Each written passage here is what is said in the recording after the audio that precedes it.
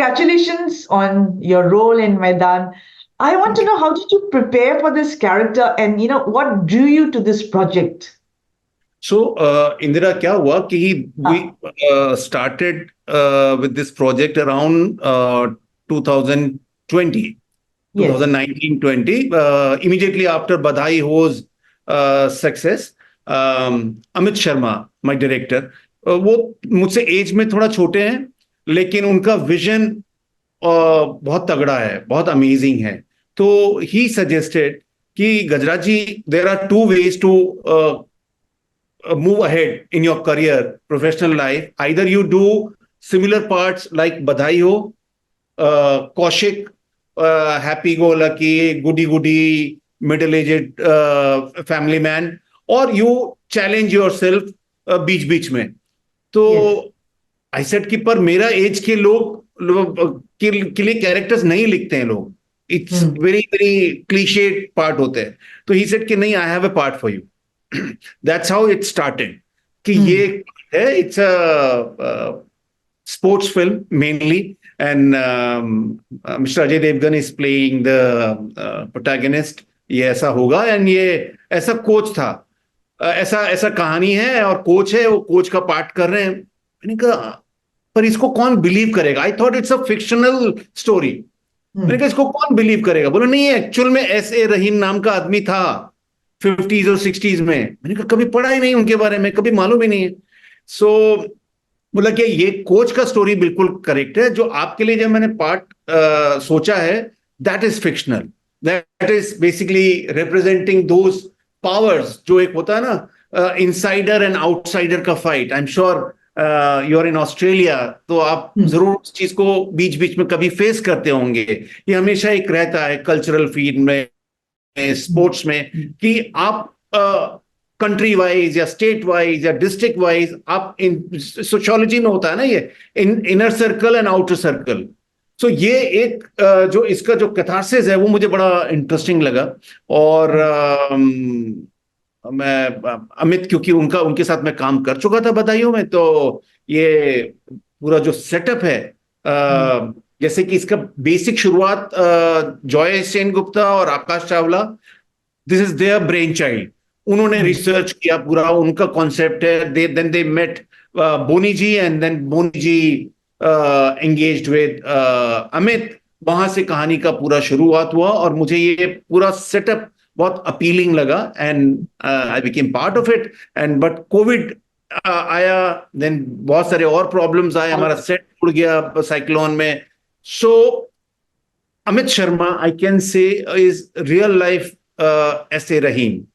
Hmm. Coach, Hmm. amazing willpower, Hmm. amazing confidence in his craft and in his team. तो Hmm. मैं कह सकता हूँ कि it's a life lesson also. It's a wonderful learning also throughout this shooting Hmm. period. क्योंकि आज जहां पे 3 महीने में, 4 महीने में प्रोजेक्ट कंप्लीट हो जाता है, इट टुक 4 years. लेकिन वो मोमेंटम बना के रखना, वो जील बना के रखना, वो पैशन बना के रखना, all credit goes to Amit Sharma and all the other people, Joy, Akash, Boni ji, everybody. Yeah. And शायद आपने पहली बार एक antagonist का role play किया. So, Yes. what did you think? Did you think that your image is going to be hurt? After this, especially the fact that Badai Ho made your household name, and did you worry about that a bit? Or as an actor, of course, you're open to genres. So, आपका क्या thought चला Very आप good. mind में? Good observation, good question Indira. क्योंकि it's very easy in life ना, कि जब सब कुछ ठीक चल रहा है तो उसको गड़बड़ क्यों करो. Hmm. उसको उसको थोड़ा सा डिफरेंट करने के चक्कर में ऐसा ना हो कि लोग एक इमेज जो बना है, और ये शो बिजनेस में तो हमेशा इमेज का ही एक गेम होता है. But again, age is not on my side Indira. I don't have another 50 years to experiment. मेरे पास आई गेस 10 साल, 15 साल, 20 साल होगा maximum. So I have, and Amit का मुझे बात बहुत अच्छा लगा, टू चैलेंज माई सेल्फ. क्योंकि Hmm. It's a very easy trap, कि इजी है, ऐसा रोल मिलता रहेगा, ऐसा रोल करता रहूंगा. बट कर्ट से हिम, उसके उस कॉन्वर्सेशन ने मुझे बड़ा हेल्प किया, and my choices are varied. Again it's very difficult, 50+ के लोगों के लिए कम पार्ट लिखे जाते हैं, इंटरेस्टिंग पार्ट ज्यादा होते नहीं है. बट अगेन उस जो भी चॉइसेस अवेलेबल है उसके अंदर आप क्या डिफरेंट कर सकते हो, वो करना चाहिए. And I have no complaints. मुझे लगता है कि ये एस्पेक्ट देख के लोगों को, आई एम श्योर जो ऑडियंस है उनको अच्छा ही लगेगा. I was going to come to that question again, क्योंकि मैदान जो फिल्म है वो बहुत डिफरेंट है और एंगेजिंग भी है बहुत. आपको क्या लगता है कि ऑडियंस ये फिल्म देखने के बाद क्या लेसन या मैसेज लेकर जाएंगे? एक एक चीज तो वही जो एक ह्यूमन सिविलाइजेशन का बहुत बड़ा लेसन है, insider and outsider, inner circle and outer circle. एक कांस्टेंट हजारों साल से लड़ाई चल रहा है ना, कि ये हमारा है, ये हमारा नहीं है, ये हमारे बीच का है, ये बाहर से क्यों आ गया. जो बंगाल फुटबॉल एसोसिएशन, मेरा जो कैरेक्टर है रॉय चौधरी, उनका they are not bad people, they are saying कि हमारा बंगाल के प्लेयर को ये हैदराबाद का आदमी आके क्यों कोच करेगा, बाहर के प्लेयर्स क्यों आएंगे. तो it's a constant struggle. So in a way it's a lesson कि वो जो मिलजुल के करने से जो होता है, एक हार्मनी होता है, तो सोसाइटी ज्यादा प्रोग्रेस करती है, ज्यादा आप अचीव करते हैं. That is one big lesson in my understanding. And second is, ये खाली स्पोर्ट्स फिल्म नहीं है, इट्स अ ह्यूमन स्टोरी कि कैसे एक्सट्रीम नेगेटिविटी के बीच में भी एक आदमी है, ही स्टूड हिज ग्राउंड, और उन्होंने पूरे टीम को संभाला, अपनी फैमिली को संभाला. जो उनके कॉन्ट्राडिक्शन है कि उनका बेटा उस एस्पायरेंट, वो चाहता है कि वो टीम में आ जाए, बट उसको भी पीछे कर दिया कि नहीं, जो जो ज्यादा हो जाएगा. एंड इमेजिन कि वो रॉय चौधरी जैसे कैरेक्टर है, ही जो इतना अपोज कर रहा है, इतना अपोज कर रहा है, उसको भी वो थोड़ा सा एक लाइफ लेसन देता है एंड में आके. तो ऑडियंस के लिए ये दो चीजें बहुत इंपॉर्टेंट होंगी, inner circle and outer circle, कि जो हार्मनी है, सोशल हार्मनी, सोसाइटी का हार्मनी कितना जरूरी है, और दूसरा human story, human emotion, family and everything.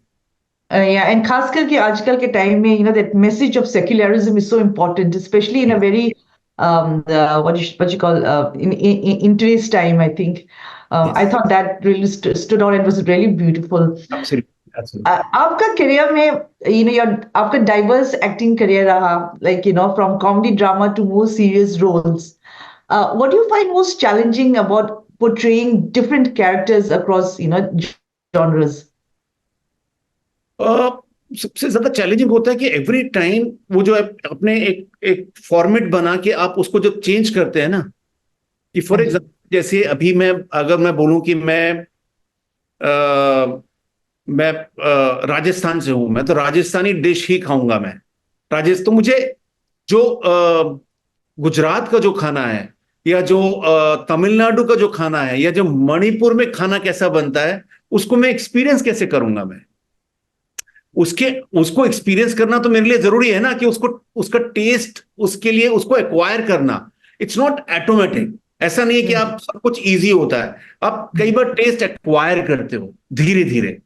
तो मुझे लगता है कि मेरे लिए ये डिफरेंट स्टेट का जैसे क्विजीन ट्राई करता हूं, और उसको कुछ मुझे पसंद आता है, कुछ में मैं दोबारा सेकंड टाइम अराउंड में जाता हूं. उसी तरह से रोल भी है कि वो अलग अलग पार्ट्स, अलग अलग चीजों को कैसे, उसको अब एक जैसे पार्ट ना लगे, वो अलग अलग कैरेक्टर्स, अलग अलग चीजों को कैसे कर पाऊं मैं. Badaiho was such a significant success, and how did that experience, shape your approach to subsequent roles? Before Badhai Ho, Bandit Queen में भी आप थे, हाँ, and that was your, that was my first starting, isn't it? film part. But Badhai Ho created that space for me where I could choose parts. Before Badhai Ho, again I was choosing those parts, कि जो तलवार का part या blackmail में जो मुझे part मिला, I was selecting आप कि इस डायरेक्टर के साथ काम करना है, विशाल भारद्वाज का लिखा हुआ स्क्रिप्ट है, मेघना गुलजार के साथ तलवार करना है, इरफान है उसमें, तो वो all those choices were there. लेकिन हम्म, बहुत ज्यादा मेरे पास मेन्यू नहीं था। हम्म, there were 3 dishes, इसमें से सिलेक्ट कर लो। अभी hmm, now I have a big menu, hmm, multi food.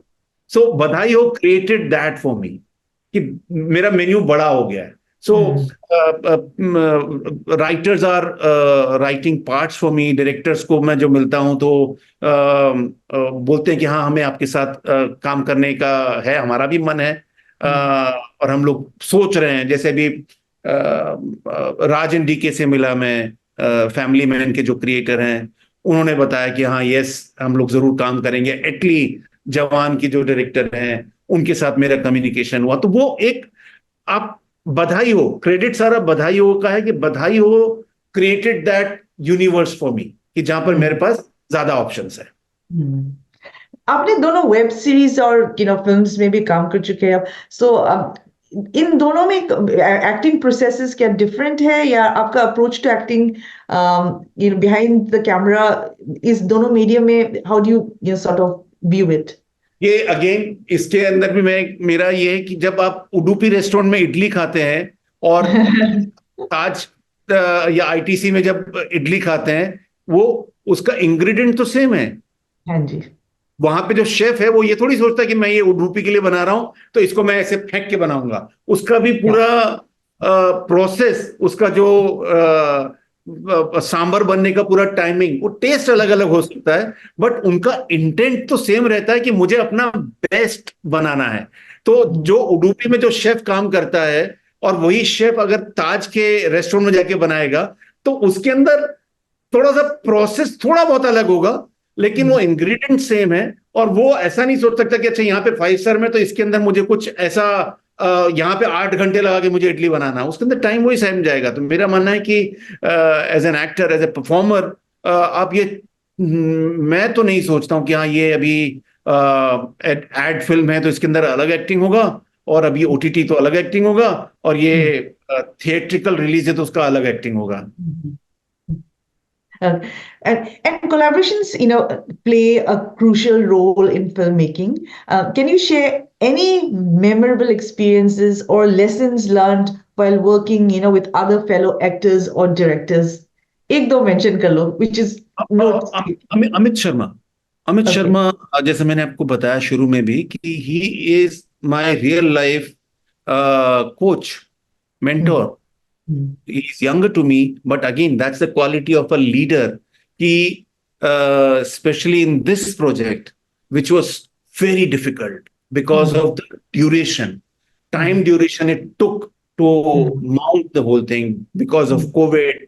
calamity, then cyclone, उन सबके बीच में शायद कोई Hmm. दूसरा आदमी होता तो बोलता कि यार मुझसे नहीं हो रहा है, बिकॉज एज ह्यूमन बीइंग हम लोग सरेंडर बहुत जल्दी करते हैं। मुझसे नहीं Hmm. हो रहा है, मैं नहीं कर पाऊंगा, छोड़ दे, कोई और कर लो।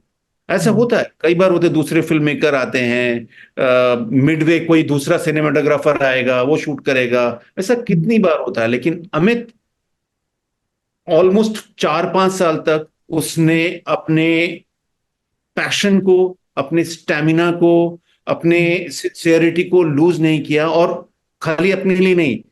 सारे एक्टर्स के लिए, सारे टेक्नीशियंस के लिए, और उसके अपनी टीम के लिए भी। सो Hmm. इन बिटवीन जब जैसे कोविड में हो रहा था, अच्छा गजराज जी, यहाँ पर अभी अक्टूबर 21 में कोविड का कम हो गया है, हम 2-3 दिन शूट करेंगे। तो Hmm. जब जब मैं मिलता था, उनका एंथुजियाज्म वही होता था। और जो परसों कल तक जो मेरा बात हुआ है वो सेम एंथुजियाज्म है जो 2019 में था, फिल्म शुरू करने के टाइम पे था। तो ये एक बहुत अमेजिंग चीज है। एंड आई गेस उनको जो कोलैबोरेटर भी मिले सारे के सारे, आकाश चावला, जॉय सेन, बोनी जी, प्रियामणि, अजय देवगन सर, सारे सारे प्लेयर, सारे टेक्नीशियन, तुषार जो कैमरामैन है। तो मुझे लगता है कि ये प्रोजेक्ट बहुत ब्लेस्ड है, बहुत लकी है। तो ये एक मेरे लिए एक अचीवमेंट है इस सेंस में कि मैं इस तरह के प्रोसेस का हिस्सा रहा। लर्निंग लेसन है एंड इंस्पायरिंग लेसन है मेरे लिए। अजय देवगन के साथ काम करते हुए कैसे लगा आपको?